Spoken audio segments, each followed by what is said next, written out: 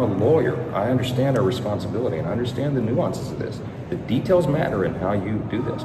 You have to protect the innocent victims who do not want to come out and stand behind the microphones. And I think the women who spoke yesterday clearly understand that. They told me that themselves. In fact, I met with him privately before he went into oversight yesterday, and I explained the necessity of that. And every single one of them nodded and said, of course, yes, please do that. But Trump called it a hoax yesterday. What Trump is referring to is the hoax that the Democrats are using to try to attack him. He has never said or suggested or implied. I've talked to him about this many times.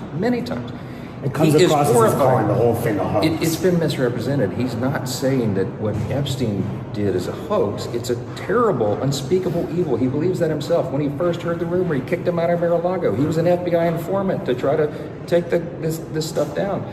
The president knows and has great sympathy for the women who have suffered these unspeakable harms. It's detestable to him. He and I have spoken about this as recently as 24 hours ago.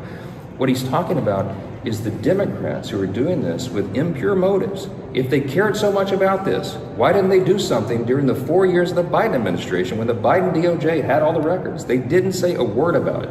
Now they're doing it for political purposes. Not everybody, but a lot of them, and that's what the president's frustrated about, and we all are, that they're creating a hoax just like they did with the Russian dossier because they think it's going to somehow be mud thrown on him. It's not. He has no culpability in this thing at all.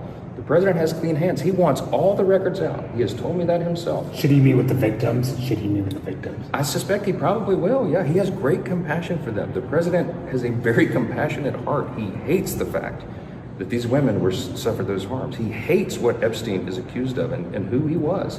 And when he recognized that, he realized Epstein wasn't just some sort of, socialite. He was an evil person and alleged to have been involved in evil schemes. And the president distanced himself before he was president from that, because that's not who he is. And I think he's being falsely accused and maligned, and that's a frustration of all of ours. That's what he's talking about when he says the hoax. Mike Johnson came out and said that the president was an FBI informant. Do you know what he meant by that, if it's not true?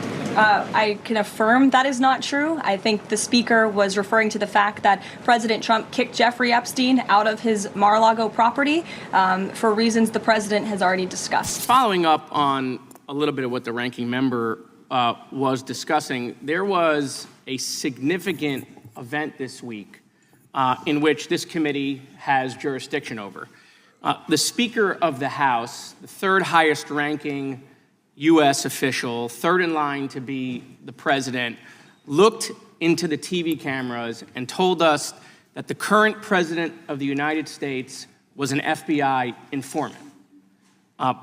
I consider that to be gigantic news. And I'm just curious, have we reached out to the FBI, to Kash Patel, to confirm whether the president was at any time an FBI informant? I only say that because the Speaker of the House obviously gets significant briefings. He gets briefings that we do not get as regular members. And so I think this is something that we need to hear definitively. Before Kash Patel comes, we should clear up. Maybe that we should send a letter to him to find out if the president was an informant. And if he was an informant, is that because he was working with the FBI after he was hanging out with Jeffrey Epstein? Did he turn because he got caught with Jeffrey Epstein? When you're an FBI informant, there are lots of questions about how you became an FBI informant. And then how long was he an FBI informant? When did his service to the FBI stop? Being a member of the deep state, when did he stop doing that? I mean, look, if a regular member had said this, I would discount it. But the Speaker of the House is the one who said it. And then he said afterwards, well, I may have misspoke. Well, what was his misspeak? Instead of informant, did he mean agent? I mean, what is the misspeak for informant? I mean, I don't know another word that we use when we're describing an FBI agent or FBI informant or undercover. I mean, what was the misspeak here? And if he was lying then, is he lying now? I'm just confused. Perhaps maybe the Speaker should come to our committee and tell us what he meant when he said that. It's just... Point of order? I'm still speaking. Mr. Chairman? I'm still speaking. Is there a bill or an amendment on the floor? I strike the last word. I'm allowed to finish my... Gentleman's Gentleman from Florida has the time. He's speaking, I think he's speaking about the bill. Well, he's not really speaking about the bill, but he's recognized to speak about the bill. Well, he's just been interrupted for about 30 seconds. I'd ask that it be added back onto his. Can we move to restore his time? That was a completely improper interjection. Time is stopped. We'll give him plenty of time. I'm usually good about that. Well, thank you, Mr. Chairman. I appreciate your indulgence, and I'm only bringing it up again because this committee is the committee of jurisdiction over the FBI, and I don't think in the history of this country we've had a Speaker of the House say the president was an FBI informant. I mean, that's a dual role if I ever heard one. And so I just think we have questions, Mr. Chairman, and on a bipartisan basis, maybe the answer is no, he wasn't an FBI informant, and that's fine if the answer is no. I just think we need to hear from the FBI. The Speaker has confused the American people whether Trump was working with the FBI against Jeffrey Epstein because he had information about Jeffrey Epstein, because he was there for a long period of time, and then got turned maybe by the FBI. I mean, did Trump ever go undercover? I mean, these are questions that the Speaker has raised.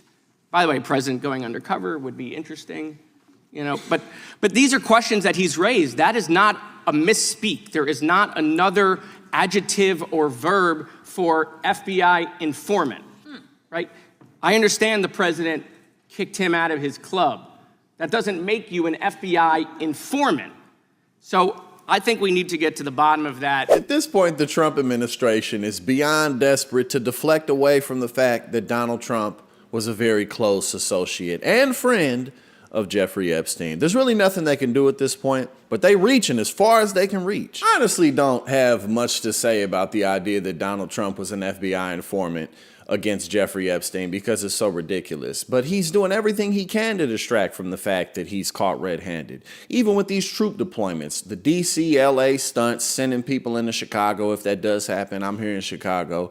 But at the end of the day, what are they really going to do? Besides, not much, because we already have a law enforcement system. We already have the most incarcerated population in the country. And then at the end of the day, we just don't have the resources to have officers on every single corner, on every single street to make sure that nobody's doing anything whatsoever. So Trump can tell audiences, there's no crime. Crimes are down 87%. Actually, it's more than 87%. They're down totally. Absolutely no crime. But on Sunday, just this past Sunday, the Washington Post recorded that there was a homicide, 6 motor vehicle thefts, 2 assaults with a deadly weapon, 4 robberies, and more than 30 instances of theft in D.C. Again, those are police statistics straight from Washington, D.C. Nothing's changing. It's just for the cameras. It's just to maybe look like he's doing something about the crime epidemic, even though crime's down compared to how it has been in the past. It's all a bunch of nonsense. So at the end of the day, look, brother, you're caught red-handed. There's nothing you can say.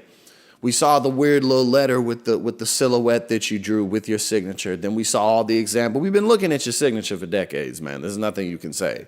We know what's up.